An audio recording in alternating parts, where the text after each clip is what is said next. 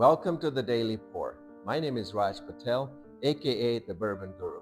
Namaste. My quest over the next 365 days is to have a unique pour each day, no repeats.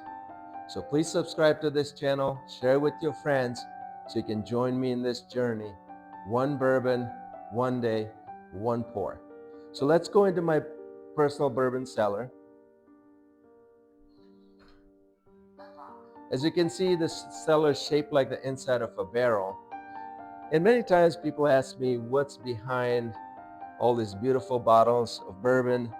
And really, this journey started with my love for history, and the history of bourbon, history of America goes hand in hand. As I started spending time with the various distilleries, the master distillers, the blenders, people like Freddie Johnson at Buffalo Trace, I learned about these brands and started collecting them. And here we are today with a beautiful collection that me and my friends enjoy a pour from this cellar. This is my first episode, and in the first episode we're going to pour a unique bourbon, a bourbon that is embedded in the history of so many brands today, as well as so many bourbons today. So come on in, and let's look at what we're going to pour today. It's going to be Fleischmann's. Many of you know Fleischmann as a yellow yeast packet, but Fleischmann also for 80 plus years made bourbon.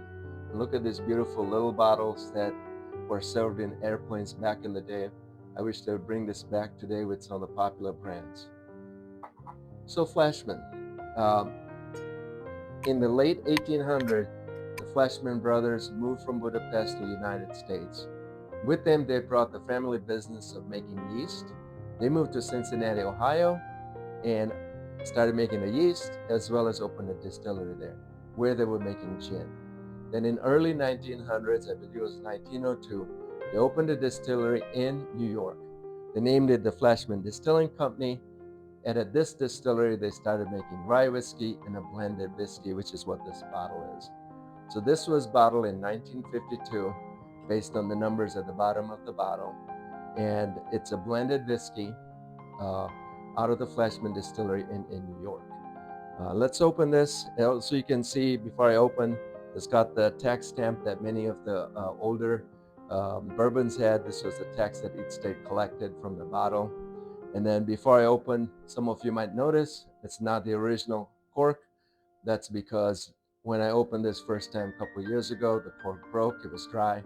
And so I always keep all my corks after the bottle's done, because you never know when you're going to need it. So let's take a pour.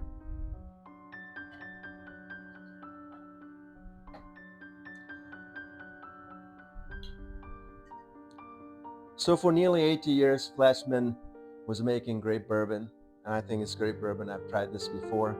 And then in the early 1980s, it decided to focus on the yeast business and to get out of the bourbon business. So Bob and Freddie, who were executives of the Fleischmann Distilling Company, wanted to continue to build the bourbon, to make the bourbon. And so they went and purchased Old Stag Distillery, which is Buffalo Trace Distillery today, and the Ancient Age brand. And they started distilling under Ancient Age brand at the current day Buffalo Trace Distillery. In 1984, the executives asked Elmer Tilly to make this beautiful, unique single barrel bourbon that we all enjoy today, Blanton's. So they were behind Blanton's. So today, Blanton's is continued to be made at Buffalo Trace. It is a brand for Sazerac. But what's also interesting is Fleischmann today is a brand owned by Sazerac. So remember when I told you that this brand is so intertwined? You can see the history from the 1800s to today. It has stayed in the area. It's got a history behind the different distilleries been through, the different owners. So let's try this bourbon. First, cheers to all my friends, bourbon friends. Whatever you're drinking tonight with me. So from a smell standpoint, it's got some fruity smells. I can smell like an orange peel smell coming out of it. And let's give it a...